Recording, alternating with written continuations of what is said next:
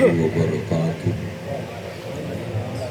نحمده ونصلي ونسلم على رسوله الكريم أما بعد فأعوذ بالله من الشيطان الرجيم بسم الله الرحمن الرحيم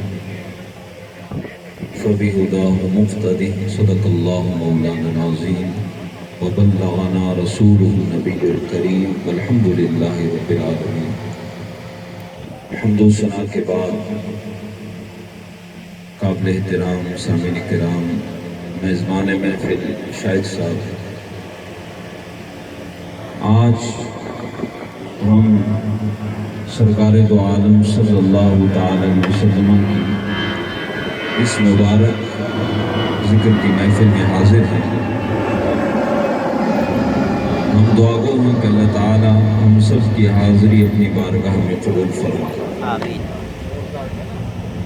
انشاءاللہ ہم وقت مقررہ پر یہ محفل اختتام پذیر کریں گے، اور ہماری ہمیشہ سے یہ کوشش ہوتی ہے کہ وقت کے اندر محافل کا اختتام ہو تاکہ لوگ جا کر آرام کریں اور پھر صبح کی نماز میں بھی حاضر ہوں. تو ہماری کوشش ہوتی ہے کہ وقت پر ہی محافل کا اختتام کیا جائے. انشاءاللہ یہ محفل بھی اپنے وقت پر اختتام پذیر کریں گے. نبی کریم صلی اللہ تعالی علیہ وسلم کی ذات مبارکہ ہمہ جہت ذات ہے. حضور کی سیرت کی بات کی جائے تو بے مثل و بے مثال، حضور کی صورت کی بات کی جائے تو بے مثل و بے مثال. رب کائنات نے آپ کو حسن صورت کے ساتھ حسن سیرت بھی عطا فرما رکھا تھا. میں آج جس ٹاپک پر بات کرنا چاہتا ہوں وہ ہے سب سے اولیٰ و اعلیٰ ہمارا نبی. سبحان اللہ. تمام انبیاء تشریف لائے. اس کائنات میں کئی انبیاء اور رسول رب کائنات نے مبعوث کیے، لیکن سب سے اولیٰ و اعلیٰ ہمارا نبی، سب سے بالا و اعلیٰ ہمارا نبی، خلق سے اولیاء، اولیاء سے رسول، سب رسولوں سے اعلیٰ ہمارا نبی. یہ ایک مستقل عنوان ہے اور اس پر کافی علماء نے کلام کیا، گفتگو کی. میں اس حوالے سے چند باتیں آپ کی خدمت میں عرض کروں گا. رب کائنات نے جتنے بھی انبیاء اس کائنات میں مبعوث کیے، حضور علیہ السلام کو سب پر فضیلت اور شرف عطا کیا. قرآن مجید میں اللہ تعالیٰ نے فرمایا تلک الرسل فضلنا بعضهم علی بعض. فرمایا کہ رسولوں میں سے بعض کو بعض پر ہم نے فضیلت دی. منہم من کلم اللہ، کچھ کو فضیلت ہم نے یوں عطا کی کہ ہم نے انہیں شرف کلام عطا کیا. ورفع بعضهم درجات، اور ان میں سے ایک ہستی ایسی ہے کہ جنہیں ہم نے درجوں بلندیاں عطا فرمائی. مولانا عبد الرحمن جامی رحمۃ اللہ تعالی علیہ، جو فارسی کے بہت بڑے شاعر گزرے ہیں، ان کے کئی فارسی کلام پڑھے جاتے ہیں. تنم فرسود جاں پارا ہجراں یا رسول اللہ، یہ کلام انہی کا ہے. ان کا ایک شعر ہے فارسی میں، حسن یوسف دم عیسیٰ ید پیدا داری، آنچ خوبا ہما دارن تو تنہا داری. اس کا ترجمہ یہ ہے کہ یا رسول اللہ، حسن یوسف ہو، دم عیسیٰ ہو یا ید موسیٰ ہو، یہ جو ساری فضیلتیں اللہ نے انبیاء کو جدا جدا عطا کی، انفرادی طور پر عطا کی، آپ کی ذات وہ عظیم ذات ہے کہ تمام انبیاء کی فضیلتیں اللہ نے آپ کی ذات میں جمع فرما دی. سبحان اللہ. جو فضیلتیں اللہ نے انفرادی طور پہ عطا کی آپ کی ذات میں، وہ ساری فضیلتیں اللہ تعالیٰ نے جمع فرما دی. حدیث ہے صحیح بخاری کی اور دیگر کتب احادیث میں موجود ہے. ایک بار صحابہ کرام بیٹھے تھے، آپس میں گفتگو کر رہے تھے. کسی نے کہا کہ حضرت موسیٰ تو کلیم اللہ ہے، اللہ نے ان سے کلام کیا. کسی نے کہا کہ ابراہیم خلیل اللہ ہے، اللہ نے انہیں مقام خلت عطا کیا۔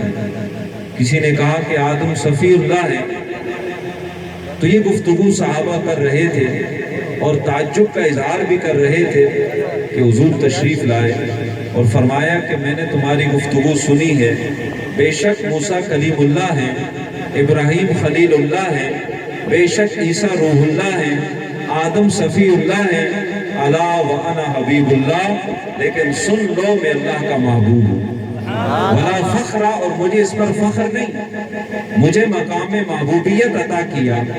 مقام موسیٰ اس کی اپنی شان ہے، مقام ابراہیم کا اپنا مرتبہ ہے، مقام آدم کی اپنی شان ہے، مقام عیسیٰ کی اپنی شان ہے، لیکن سنو مجھے اللہ نے محبوبیت کا جو مقام عطا کیا ہے، ایسا مقام اللہ نے کسی نبی کو عطا نہیں کیا۔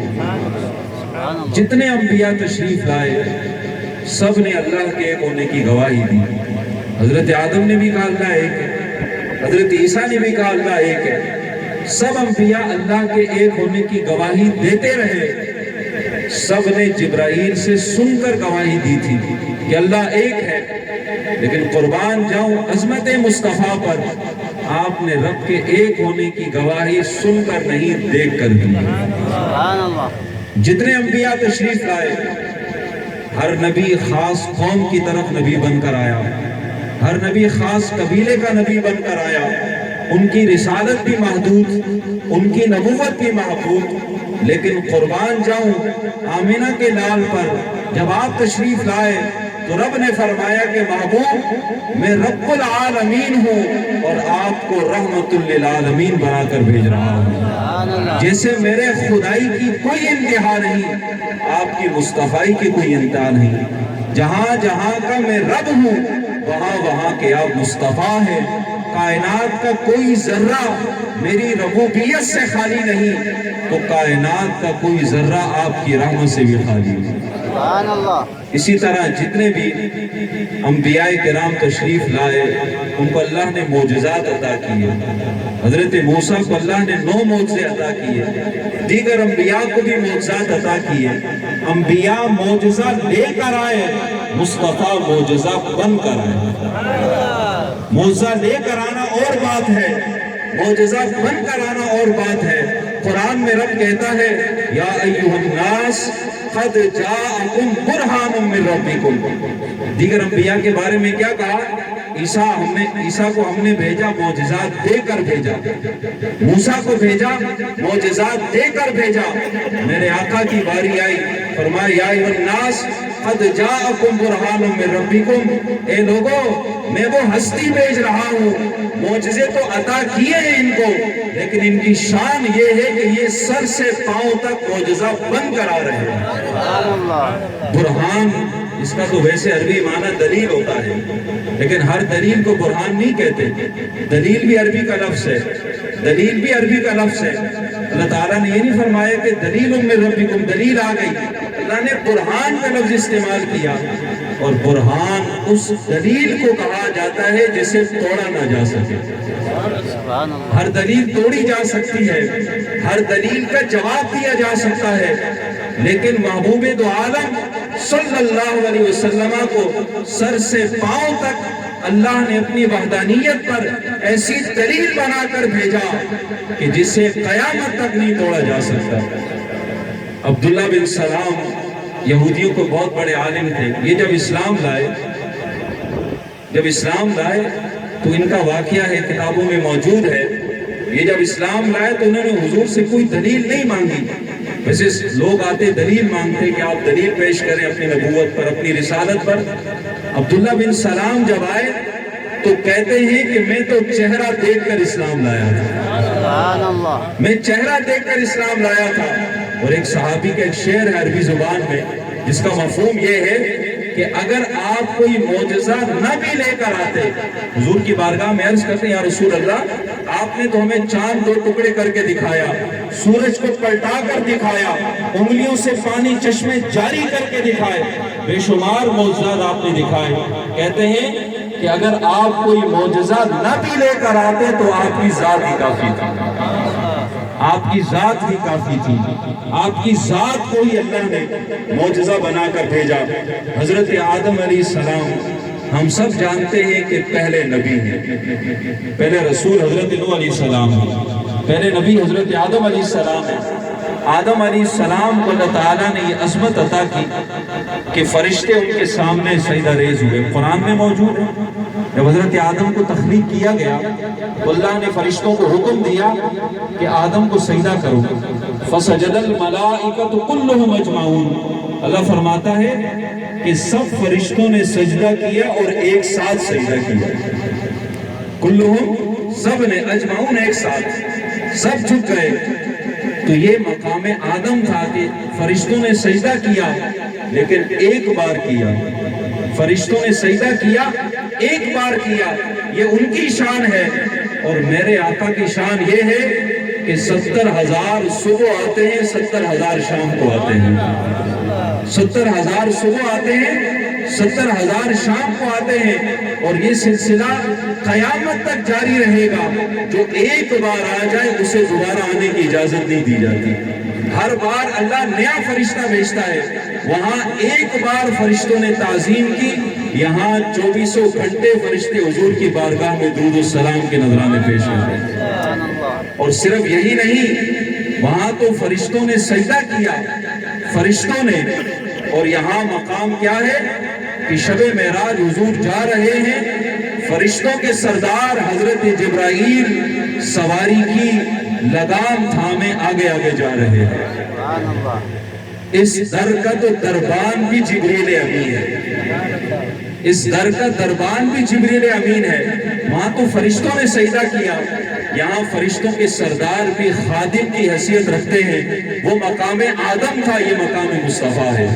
اور یہ جو فرشتوں نے سجدہ کیا، علماء نکتہ افرینی کرتے ہیں، حضرت امام فخر الدین رازی رحمۃ اللہ علیہ عظیم مفسر گزرے ہیں، ان کی بڑی مشہور کتاب ہے تفسیر کبیر، عربی زبان میں قرآن کی بڑی عظیم تفسیر ہے۔ انہوں نے یہاں پر علت بیان کی، وجہ بیان کی کہ آدم علیہ السلام کو اللہ تعالیٰ نے فرشتوں کے ذریعے سجدہ کیوں کروایا، اس کے پیچھے وجہ کیا تھی۔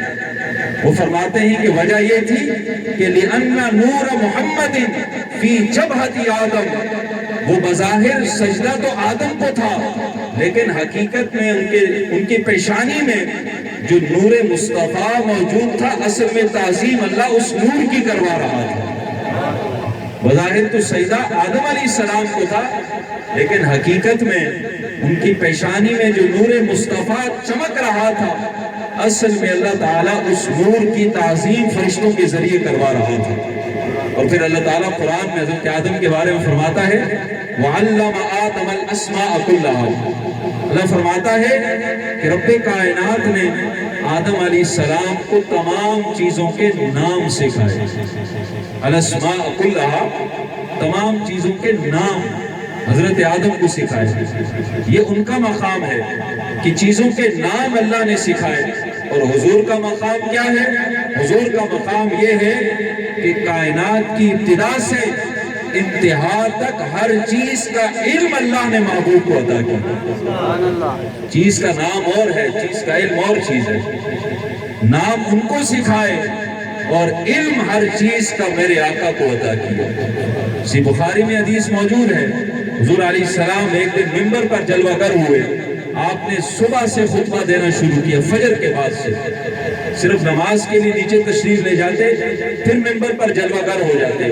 صحابہ کہتے ہیں کہ حضور علیہ السلام نے کائنات کی ابتدا سے ہمیں بتانا شروع کیا، کائنات کے آغاز سے ہمیں بتانا شروع کیا، حتی دخل اہل الجنت منازلہم و اہل النار منازلہم، صرف کائنات کی انتہا تک نہیں بلکہ میدان محشر کا بھی بتایا، یہاں تک کہ جنتیوں کے جنت میں جانے تک اور دوزخیوں کے دوزخ میں جانے تک، وہاں سے یہاں تک جو ہو چکا، جو ہونے والا تھا، اللہ کے محبوب نے سب صحابہ کو بتا دیا۔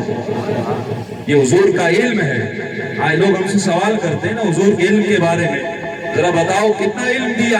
ہم کہتے ہیں نہ ہماری مانو نہ کسی اور کی مانو، امام بخاری کی مانو۔ امام بخاری کی حدیث موجود ہے، جو اس حدیث میں جو عقیدہ خود اللہ کے محبوب نے ذکر کیا، صحابہ نے اسے بیان کیا، تم اس عقیدے کو مان لو، سارے جھگڑے ہی ختم ہو جائیں گے۔ ہماری نہیں، امام بخاری کی مان لو۔ امام بخاری کہتے ہیں کہ کائنات کی ابتدا سے انتہا تک ہر چیز کا علم اللہ نے اپنے محبوب کو عطا فرما رکھا ہے۔ سبحان اللہ۔ یہ حضور کے، یہ آدم، وہ آدم کا مقام تھا، یہ مقام مصطفیٰ ہے۔ اب آئیے حضرت موسیٰ اور حضور کے درمیان ہم موازنہ اس اعتبار سے نہیں کر رہے، وہ بھی صاحب فضیلت ہیں، موازنے کا مقصد ان کی توہین نہیں ہے، موازنہ ہم اس لیے کر رہے ہیں کہ ہم بتانا چاہتے ہیں کہ سب سے اعلیٰ و اعلیٰ ہمارا نبی۔ ہم یہ بتانا چاہتے ہیں کہ فضیلت اللہ نے سب نبیوں کو عطا کی، لیکن فضیلتوں کا مرکز ذات مصطفیٰ ہے، عظمتوں کا محور ذات مصطفیٰ ہے۔ سب فضیلت، سب نبی ہمارے سر کا تاج ہے، ہماری عظمتوں، ہماری عقیدتوں کا مرکز ہے، لیکن ہم یہ بتانا چاہتے ہیں کہ قیامت تک اگر جھنڈا لہرائے گا تو آمنہ کے لال کا لہرائے گا، ان کا جھنڈا لہرائے گا۔ حضرت موسیٰ ہے کلیم اللہ، قرآن میں اللہ فرماتا ہے وَكَلَّمَ اللَّهُ مُوسَىٰ تَكْلِيمًا، کہ اللہ نے موسیٰ سے کلام کیا۔ کلیم اللہ ان کا لقب ہے، یعنی اللہ سے ہم کلام ہونے والے۔ حضرت موسیٰ علیہ السلام کا معجزہ قرآن میں بھی ذکر ہے کہ جب ان کی قوم نے ان سے پانی طلب کیا، پانی کا سوال کیا، تو اللہ فرماتا ہے کہ ہم نے موسیٰ سے کہا کہ پتھر پہ اپنی لاٹھی مارو، ہم پانی کے چشمے جاری کر دیں گے۔ تو انہوں نے پتھر پر اپنا عصا مارا، اللہ نے پانی کے 12 چشمے اس پتھر سے جاری فرما دیے۔ یقیناً عظمت ہے، یقیناً ان کا مقام ہے یہ، اور ان کی فضیلت ہے یہ کہ پتھر سے پانی کے 12 چشمے جاری کر دیے۔ لیکن یاد رکھیے، پتھر میں پانی ہوتا ہے، پتھر میں پانی ہوتا ہے، پتھر سے پانی کے چشموں کا جاری کرنا یقیناً فضیلت کی بات ہے، لیکن پتھر میں پانی ہوتا ہے، وہ مقام کلیم اللہ ہے۔ آؤ بتاؤں مقام حبیب اللہ کیا ہے؟ تو پتھر سے پانی کے چشمے موسیٰ علیہ السلام نے جاری کیے۔ میرے آقا کی شان یہ ہے کہ ایک سفر میں حضور ساتھ ہیں، 1500 صحابہ حضور کے ساتھ تھے، بخاری میں حدیث موجود ہے، راستے میں پانی ختم ہو گیا، نہ پینے کا پانی نہ وضو کا پانی، صحابہ حضور کی خدمت میں آ گئے، عرض کی حضور پانی ختم ہو چکا ہے، پینے کا پانی بھی دستیاب نہیں۔ میرے آقا نے فرمایا کہ کچھ قطرے ہیں، عرض کی حضور بس چند قطرے ہیں پانی کے، فرمایا لے آؤ۔ حضور علیہ السلام کے سامنے وہ پانی کے چند قطرے لائے گئے، میرے آقا صلی اللہ علیہ وسلم نے اپنی مبارک انگلیاں ان پانی کے قطروں میں داخل کی، اللہ نے انگلیوں سے پانی کے چشمے جاری فرما دیے۔ انگلیاں ہیں فیض پر، ٹوٹے ہیں پیاسے جھوم کر، انگلیاں ہیں فیض پر، ٹوٹے ہیں پیاسے جھوم کر، ندیاں پنج آب رحمت کی ہیں جاری، واہ پنج آب یعنی 5 انگلیوں سے جو ندیاں جاری ہوئی، واہ واہ کیا شان ہے آپ کی۔ تو انہوں نے پتھر سے پانی کے چشمے جاری کیے، پتھر میں پانی ہوتا ہے، میرے آقا نے انگلیوں سے پانی جاری کیا، انگلیوں میں پانی نہیں ہوتا۔ تو جو معجزہ اللہ نے حضرت موسیٰ کو عطا کیا، میرے مصطفیٰ کو وہی معجزہ اللہ نے بڑھ کر عطا فرمایا۔ اسی طرح حضرت موسیٰ کا یہ بھی معجزہ ہے، قرآن میں ذکر ہے کہ انہوں نے سمندر پر اپنا عصا مارا، تو اللہ نے سمندر میں خشک راستے بنا دیے، قرآن میں موجود ہے، کئی مقامات پر موجود ہے۔ تو پانی پر لاٹھی مارنا اور اس میں خشک راستے بنا دینا، یا پانی پر لاٹھی مار کر پانی کو چیر دینا لاٹھی سے، یہ مقام موسیٰ ہے، اور انگلی کے اشارے سے چاند کو چیر دینا مقام مصطفیٰ ہے۔ وہ مقام موسیٰ تھا کہ لاٹھی ماری، پانی چیر دیا، اور یہ مقام مصطفیٰ ہے کہ انگلی کا اشارہ ہوا، چاند 2 ٹکڑے ہو گئے۔ اسی طرح حضرت موسیٰ علیہ السلام اللہ کی بارگاہ میں عرض کرتے ہیں، کوئی طور پہ آئے، اللہ کی بارگاہ میں عرض کی، ربی ارینی انظر الی، کلام کیا رب سے، ہم کلام ہوئے تو کلام کی لذت محسوس ہوئی، کلام کا لطف، اللہ کے کلام کا، اللہ کے کلام کی لذت محسوس ہوئی، تو پھر دل میں شوق پیدا ہوا کہ جس کا کلام اتنا حسین ہے وہ ذات کتنی حسین ہوگی۔ سبحان اللہ۔ تو دل میں شوق پیدا ہوا، لذت بڑھی، تو عرض گزار ہوئے رب یارنی انظر الیک، یا اللہ اپنا کلام تو تو نے سنا دیا، اب لذت اتنی بڑھ چکی ہے کہ اب اپنا دیدار بھی کرا دے، اب تیری ذات کو بھی دیکھنا چاہتا ہوں۔ اللہ نے کیا فرمایا؟ موسیٰ لن ترانی، تو نہیں دیکھ سکتا، ولیکن انظر الی الجبل، ایک تجلی ڈالتا ہوں پہاڑ پر، فإن استقر مکانہ فسوف ترانی، اگر یہ پہاڑ اپنی جگہ پر رکا رہا تو پھر تو مجھے دیکھ لے گا۔ فلما تجلی ربہ للجبل، جب اللہ نے ایک تجلی ایک جھلک پہاڑ پہ ڈالی، جعلہ دکا، پہاڑ سرما بن گیا، وخر موسیٰ صعقا، اور موسیٰ بے ہوش ہو کر زمین پر گر پڑے۔ یہ مقام موسیٰ ہے کہ دیدار مانگا تو اللہ نے صفت کی تجلی عطا فرمائی، یہ مقام موسیٰ ہے۔ اور اب آئیے مقام مصطفیٰ کی جانب، وہاں دیدار مانگا، کہا کہ موسیٰ نہیں دیکھ سکتا، اور مقام مصطفیٰ یہ ہے کہ جبرائیل کو حکم ہوتا ہے، جبرائیل جاؤ، اکیلے نہیں جانا، ہزارہا فرشتوں کو ساتھ لے کر جاؤ، اور میرے محبوب کو جب جگانا، میرا محبوب آرام کر رہا ہوگا، اور جگانا بھی کیسے؟ اپنے ہونٹ میرے محبوب کے قدموں پہ رکھ دینا۔ یہ سب سکھایا جا رہا ہے وہاں سے، جاؤ فرشتوں کی فوج ساتھ لے کر جاؤ، اور میرے محبوب کو ہلا کر نہیں جگانا، قدموں کا بوسہ دے کر جگانا۔ جب جگایا گیا اور فرمایا کہ جب جگا لو تو جگانے کے بعد کہنا ان ربک یشتاق الی لقائک، محبوب موسیٰ سے تو میں نے کہا تھا کہ نہیں دیکھ سکتا، اے محبوب آپ کا رب آپ سے ملنا چاہتا ہے۔ تبارک اللہ شان تیری، تجھی کو زیادہ ہے بے نیازی، کہیں وہ جوش لن ترانی، کہیں تقاضے وصال کے۔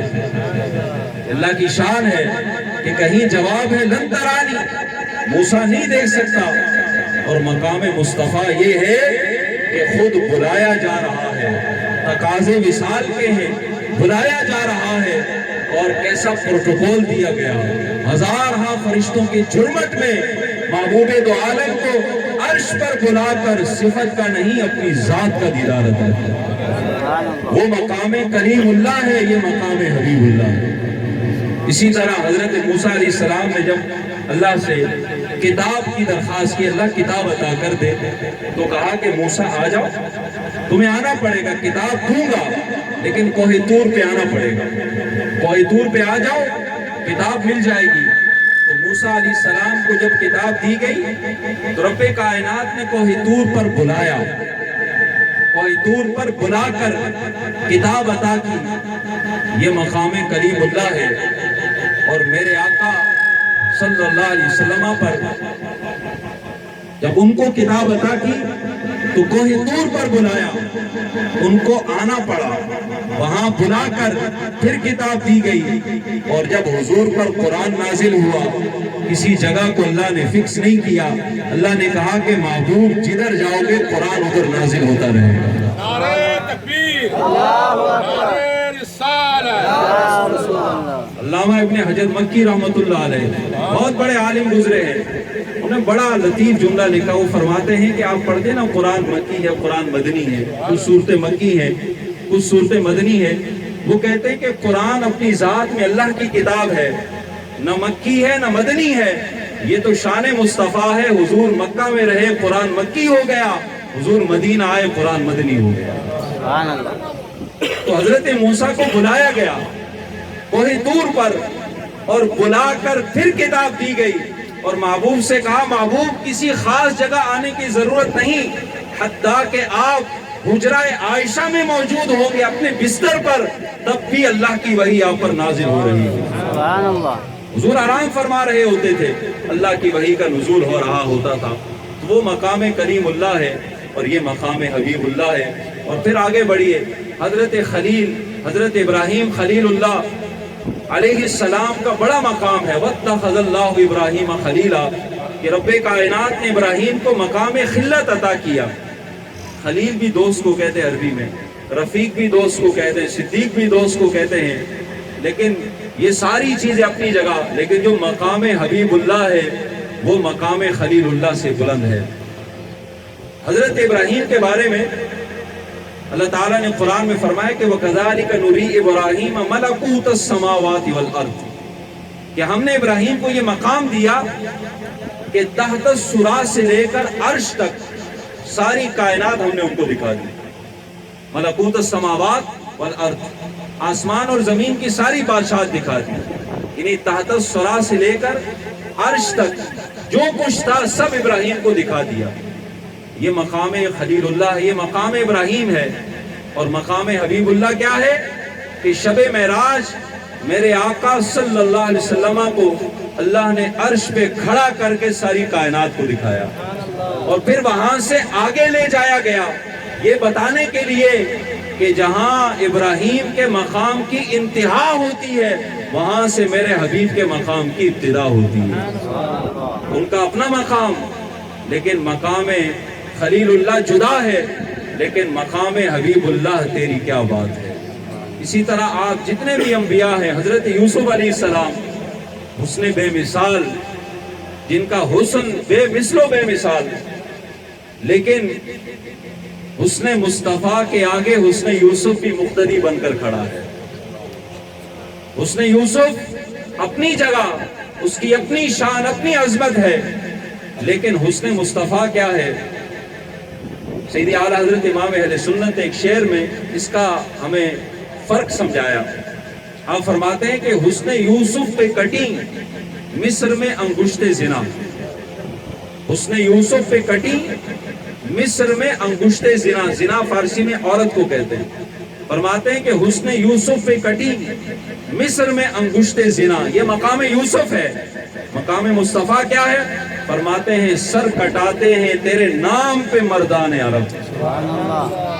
وہ اس نے یوسف تھا کہ عورتوں نے انگلیاں کاٹی، یا رسول اللہ آپ کی ذات تو بہت بلند ہے، آپ کا حسن تو بہت بلند ہے، آپ کا نام اتنا حسین ہے کہ عرب کے مرد آپ کے نام پر اپنی گردنیں کٹوا دیتے ہیں۔ تو حسن یوسف بھی یہاں پر مقتدی بن کر کھڑا ہے۔ الغرض عقیدہ وہی ہے کہ سب سے اولا و اعلیٰ ہمارا نبی، سب سے بالا و اعلیٰ ہمارا نبی۔